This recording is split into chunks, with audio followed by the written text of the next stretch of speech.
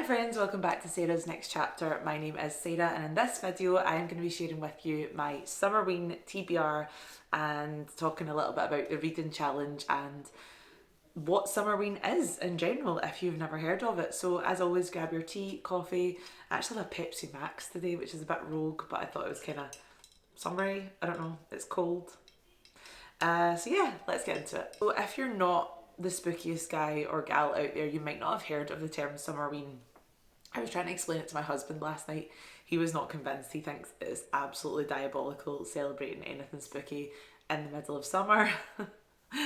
But for those elder emos, goth kids out there like me that still have a little spooky heart, you might be interested in Summerween. So I'm on Wikipedia, which I used to be told was a completely unreliable source, but in the age of ChatGPT and AI, I feel like Wikipedia is actually like gospel. So we're going to read what Summerween is, the definition. Oh, and by the way, if you hear any noise, my husband is on the phone downstairs. He's also cutting the dog's hair, so there might be background noise. I apologise. It is not a ghost.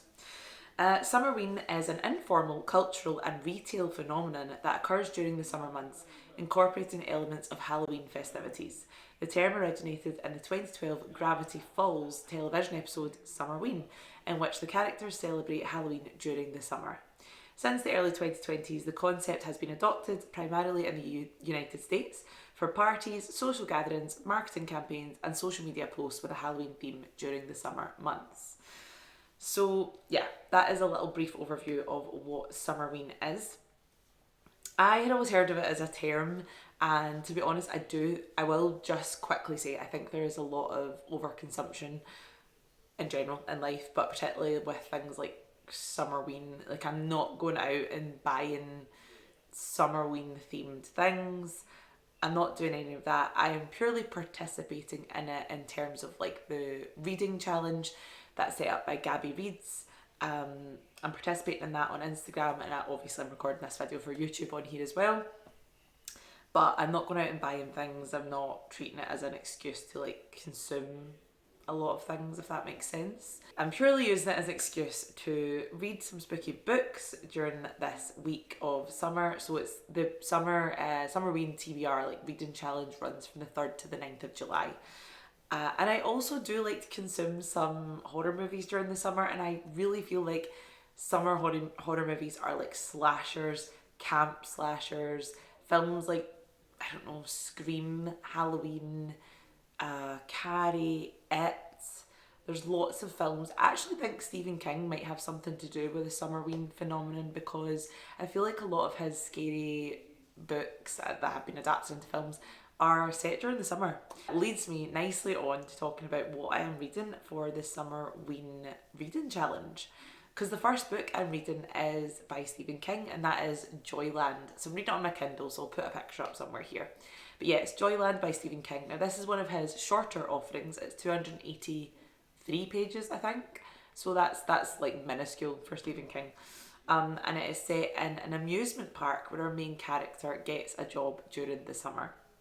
We know right from the start that someone has been murdered on the haunted house rides years prior, and that people apparently see her ghost around. So that's all I really know. I'm about 30% into 100 pages in, and I'm really enjoying it. It's quite reflective. It's not gotten super scary as of yet. There's been a few little things, but nothing terrifying as of yet. But yeah, it's quite reflective. We know that at the start of the book, our main character is, I think he's in his 60s now, like he's a much older man, and he's just like reflecting on this summer that he worked in Joyland amusement park.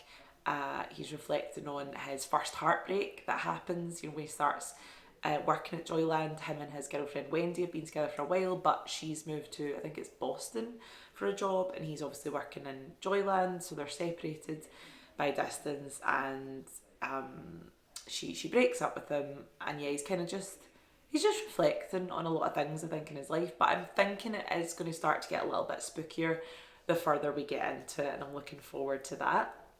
So that is my first read. Second book that I'm planning on reading is, I had it upside down, The Haunting of Hill House by Shirley Jackson. So of course a lot of you will probably have seen the Mike Flanagan adaptation of this book on Netflix, which I was obsessed with, thoroughly enjoyed. Anything Mike Flanagan does, I am here for, I am sat. So I'm looking forward to reading this one. I never realised how tiny a book this was. Let's do a little page count and see how many pages. 246 pages. So that's pretty short as well, which is nice. One of the reading prompts was to read a book under 250 pages.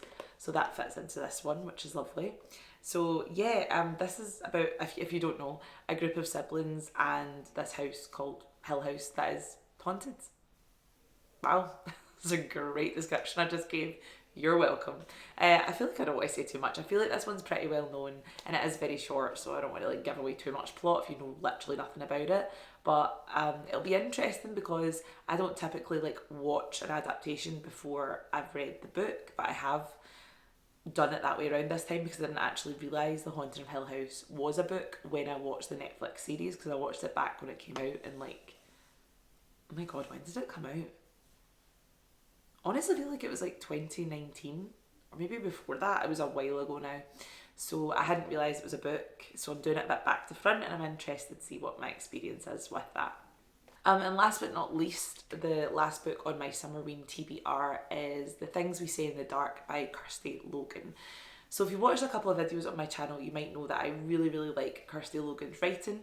She is a Scottish author and she has written Now She Is Witch and The Gloaming, which I've read. She's also written other books, but those are the two that I've read and really enjoyed.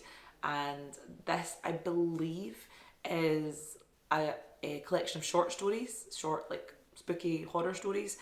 As you can probably tell, I do not know too much about this one. I kind of just want to go into this blind and see what Kirsty Logan has to offer me in this one because I really, really enjoy her writing. So yeah, that is my Summerween TBR. Other kind of spooky things I'm doing is, as usual, listen to my spooky podcasts, and my husband and I are watching the show From. So we finally caught up and we are on the 4th season, finally, which is the season that's out right now. It's maybe actually just finished. So yeah, we are doing that, and that is about my participation in Summerween this year. So if you want to like follow me along with what I'm reading and my thoughts, then you can follow my Instagram, which is at Sarah's Next Chapter. And of course, if you're enjoying my content on here, please like and subscribe and let me know if you've ever heard of Summerween, if you're celebrating and in what capacity. And if you're doing the Summerween reading challenge, then please let me know in the comments what you're reading. I'd love to know.